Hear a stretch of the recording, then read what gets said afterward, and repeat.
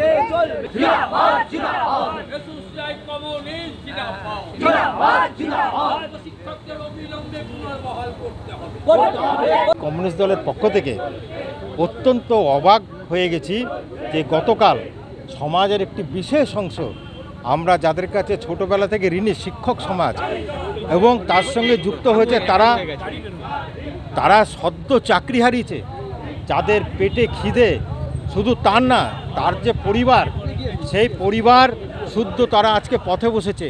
সেই শিক্ষক সমাজ তাদের চাকরির দাবি নিয়ে এবং যোগ্য অযোগ্য দাবি নিয়ে যখন গেল কসবা ডিআই অফিস, তখন আমরা কি দেখলাম? পুলিশের ভূমিকা অত্যন্ত নিন্দনীয়। তারা শুধু পেটে লাথি মেরেছে, শুধু না, চুলের মুঠি ধরে গলা ধাক্কা দিয়ে শেষে লাঠি চার্জ করেছে।